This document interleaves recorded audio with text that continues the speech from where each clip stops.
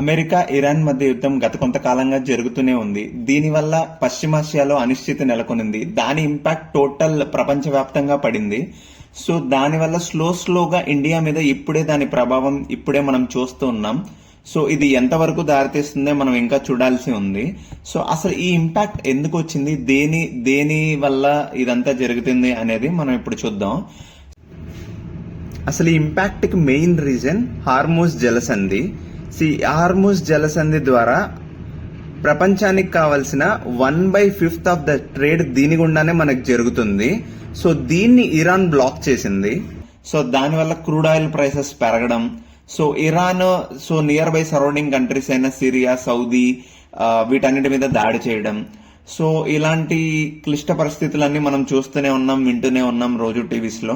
So crude oil prices పెరగడం వల్ల ఆటోమేటికల్ గా పెట్రోల్, డీజిల్ ప్రైసెస్ మనకి పెరిగాయి చూసుకుంటే. సో ఈ రెండు ప్రైజెస్ పెరగడం వల్ల మనకి ఆటోమేటిక్ గా ట్రాన్స్పోర్టేషన్ ప్రైజెస్ పెరిగాయి. సో దాని వల్ల మనం డైలీ యూజ్ చేసే గ్రాసరీస్ అన్ని పెరిగిపోయాయి. So end of the day ఎవరు లూజ్ అవుతున్నారు అంటే దీనివల్ల సామాన్యులైన మనం మాత్రమే లూజ్ అవుతున్నాం. సో ఇవన్నీ ప్రైజెస్ అసలు ఎంతెంత పెరిగాయి, సో అసలు ఏంటి, దానికి ఎంతెంత పెరిగాయి, ఎంతెంత పర్సెంటేజ్ చేంజ్ చూసాం మనం ఈ గత కొంత 1 month లోనే ఎంత చేంజెస్ చూసాం అనేది మనం ఇప్పుడు చూద్దాం. సో క్రూడ్ ఆయిల్ ప్రైజెస్ పెరగడం వల్ల ఆటోమేటిక్ గా పెట్రోల్ అండ్ డీజిల్ ప్రైజెస్ పెరిగాయి, మనం ఇంతకు ముందు మాట్లాడుకున్నాం. సో అవి ఎంత పెరిగాయంటే May 1st 107.7 రూపీస్ ఉంటే ఈ రోజు 115.7 అంటే 8 రూపీస్ పెరిగింది. అంటే ఆల్మోస్ట్ 7.44% ఇంక్రీజ్ అయింది. సో డీజిల్ చూసుకుంటే 95 రూపీస్ 95.7 పైస్ ఉంది. సో ఇప్పుడు ఈ రోజు ప్రైస్ చూసుకుంటే 103.82 అంటే 8 రూపీస్ 12 పైస్ పెరిగింది.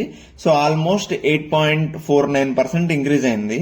సో ఈ రెండు పెరగడం వల్ల అంటే మీరు జస్ట్ మనం ఈ మంత్ లోనే చూసుకుంటే ఈ 20-25 days లోనే సో ఆల్మోస్ట్ 7 to 8.5% ఇంక్రీజ్ అయింది ఒక పెట్రోల్ అండ్ డీజిల్ మీదే.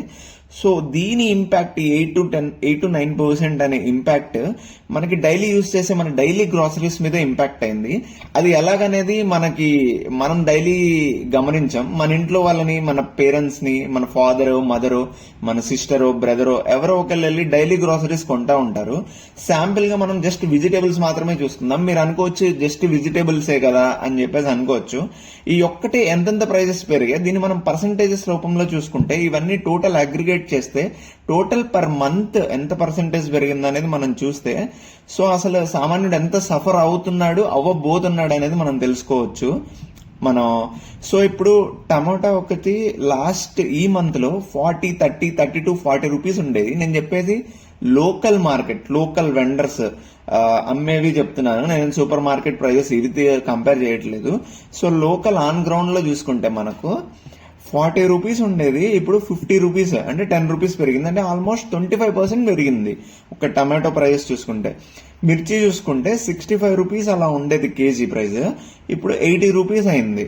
సో అక్కడ 15 రూపీస్ ఇంక్రీజ్ అయింది, అంటే 23% ఇంక్రీజ్ అయింది.